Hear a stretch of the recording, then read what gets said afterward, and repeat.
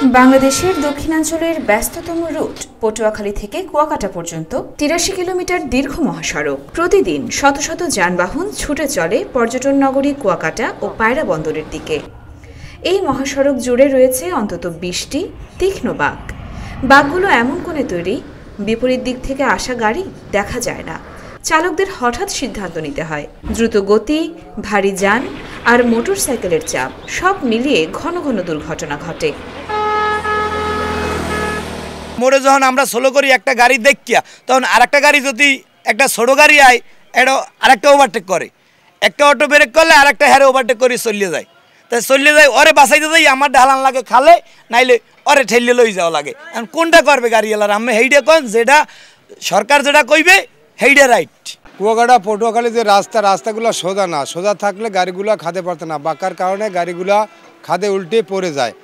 আর যেহেতু ঢাকার গাড়িগুলো তো রাত্রে বেশিরভাগ চালায়, যার ফলে গাড়িগুলো উল্টা খাদে পড়ে যায়, কিছু মানুষও মারা যায়। যতই সতর্ক থাকি ততই অ্যাক্সিডেন্টের হার বাড়ে। আর সবচেয়ে বড় কথা হলো, যদি 6 লাইন হয় তাহলে সার্ভিস লাইনটা এমনভাবে করতে হবে যে সার্ভিস লাইনের কোনো গাড়ি কোনো প্রকারে এই মেইন রোডে উঠতে যেতে না পারে। সবচেয়ে দুর্ঘটনাপ্রবণ বাঁকগুলো হলো বসকবাজার মোড়, শাখারিয়া, কেওয়াবুনিয়া, মহিষকাটা, চুনাখালী, ডাক্তারবাড়ি, তুলাতলি, একে স্কুল চৌরাস্তা, ছুটিকাটা, খলিয়ান, কল্যাণপুর সহ আরও বেশ কয়েকটি পয়েন্ট।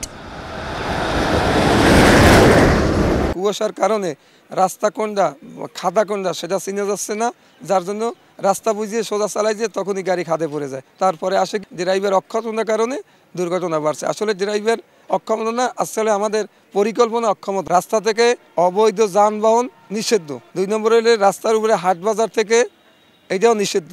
এইটা হইলে আমাদের দক্ষিণাঞ্চলে মানে সড়ক দুর্ঘটনা অনেক কমবে। এই জন্য নসিমন করিমন ওই সামনে থাকে, ওই কারণে ওই নসিমন করিমনের পাইকা গাড়ি রাস্তার বাহিরে চলে যায়, আমরা ঠিক মতন চালাইতে পারি না। যদি ভবিষ্যতে রাস্তা ঠিক হয়, 4 লাইন হয় বা পাশে আর একটু বাড়তি করে, তাইলে আমাদের দুর্ঘটনার থেকে আমরা অনেক রেহাই পাবো। আমাদের সবার আগে রোডটা সোজা করার প্রয়োজন, আঁকাবাঁকা রোডটা সোজা করা প্রয়োজন। শীতকালে অ্যাক্সিডেন্টটা বেশি হয়, কারণ শীতের মৌসুমে কুয়াশার কারণে এই পাশ থেকে ওপাশ দেখা যায় না, চিনায় না। মহাসড়কের উপর নিচে গড়ে উঠেছে প্রায় 15টি বাজার। এখানে পথচারী, ইজি বাইক ভ্যান, স্থানীয় ছোট যানবাহন, দ্রুতগতির দূরপাল্লা গাড়ি সব মিলে তৈরি হয় ভয়াবহ বিশৃঙ্খলা। বাজার এলাকায় প্রায়ই 2 দিকে দীর্ঘ যানজট। হঠাৎ দাঁড়িয়ে থাকা গাড়ি, রাস্তা পারাপারে বিপদ, ফলে দুর্ঘটনার ঝুঁকি দ্বিগুণ হয়ে যায়। দিনে মানুষের ভিড়, সাথে বাজারের চাপ, আর রাতে হেডলাইটের প্রতিফলনে তীক্ষ্ণ বাঁক আরও বিপজ্জনক, যার ফলে হঠাৎ ব্রেক, ভারী গাড়ির নিয়ন্ত্রণহীন দোল, দ্রুত গতির মোটরসাইকেলের সংঘর্ষ যে কোনো সময় ঘটতে পারে বড় বিপজ্জনক। সড়ক দুর্ঘটনাকে প্রশমনের জন্য সড়ক ও জনপথ অধিদপ্তর সবসময় সচেষ্ট আছে। আমাদের পটুয়াখালী জেলার লেবুখালী হতে কুয়াকাটা পর্যন্ত ৮৩ কিলোমিটার সড়ক।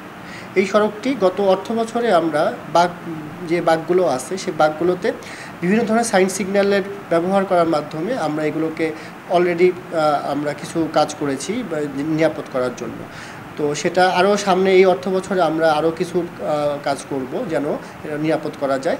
তবে বাঁক সরলীকরণগুলোকে করতে গেলে আমাদের 4 লেন প্রজেক্টের জন্য অপেক্ষা করতে হবে। এটা সরকারের এটা পরিকল্পনার মধ্যে আছে, আশা করি তখন এটা বাস্তবায়ন হবে। তীক্ষ্ণ বাঁক সাথে বাজারের চাপ, এই 2 কারণে পটুয়াখালী কুয়াকাটা মহাসড়ক এখন দক্ষিণাঞ্চলের অন্যতম ঝুঁকিপূর্ণ রুট।